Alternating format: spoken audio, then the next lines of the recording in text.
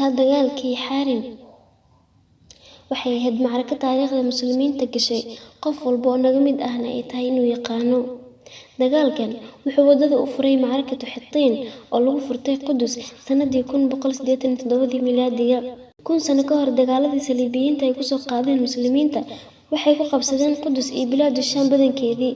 Waxaa ka sii darnaa taas, muslimiinta waxaa ka dhaxeeyay cadownimo, dagaalo, khiyaano, sida maanta caalamka Islaamka uu yahay oo kale.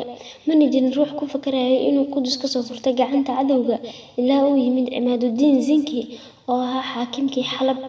Wuxuu bilaabay abaabul iyo inuu ku duulo Saliibiyiinta, laakiin wuu dhintay oo muusan dhammaystirin. Kadib waxaa xukunka qabtay wiilkiisii Nuuridiin Zinki oo dhashay sanadii 511 Hijriga. Markuu xukunka la wareegay, dagaaladii aabihiis ayuu sii waday, wuxuuna bilaabay inuu furto magaalooyinka ka agdhowaa. Iyadoo saas ay tahay, wuxuu damcay inay iskaashadaan xaakimkii Dimashq si ay ugu duulaan Saliibiyiinta.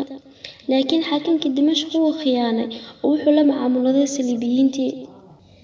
Kadib shacabkii Dimashq way ka soo horjeesteen xaakimkoodii, waxayna soo dhaweeyeen Nuuridiin Zinki, sidaasna wuxuu ku qabsaday Dimashq. U dhawaanshaha Dimashq ay u dhowdahay Qudus darteed, Nuuridiin wuxuu ka faa'iidaystay Dimashq wuxuuna ka dhigtay saldhig uu uga duulo Qudus. Markii muslimiinta lagu jebiyay dagaalkii Baqiic oo dhacay sanadii 163 miilaadiga kadib, Saliibiyiinta waxay u fahmeen in Nuuridiin Zinki tabartiisa iska dhamaatay. Laakiin Nuuridiin wuxuu guda galay inuu aruursado ciidan dhan 9000. Wuxuu u soo qasday qalcada Xarin wuuna go'doomiyey. Xaakimkii qalcada waxaa u soo gurmaday Saliibiyiintii Antakiya, Tarablus, iyo Arman, iyo boqortooyadii Bizantiyiinta. 4 ciidan oo gurmad ah ayaa u yimid. Nuuridiin dib ayuu u soo gurtay, ayagiina waxay u fahmeen inuu cabsaday. Nuuridiin Ilaahay u baryi jiray, wuxuu dhihi jiray, Ilaahayow Nuuridiin ha u gargaarin ee diintaada u gargaar.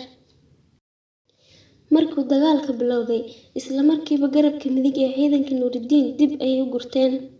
Waxaa raacay fardoolaydii cadowga, waxay bursanayaan ciidanka dib u gurtay. Kaartada Nuuridiinna meeshaas ayay ahayd. Wuu la soo wareegsaday, wuxuu kala reebay fardooleydii iyo ciidankii dhulka.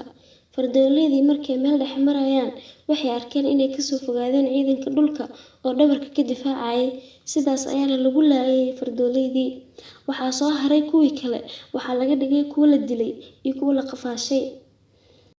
Ciidanka Saliibiyiintu wuxuu ahaa 30,000, kan muslimiintana wuxuu ahaa 9,000. Madaxdii ugu sareysay kulligood waa la qafaashay. Taasna waxay ka caawisay muslimiinta inuu cadowgooda daciifo. Dagaalkaas kadib, Nuuridiin wuxuu u dhintay qandho, laakiin dadaalkiisii waxaa sii waday Salaaxuddiin al-Ayyuubi oo markii dambe furtay Qudus.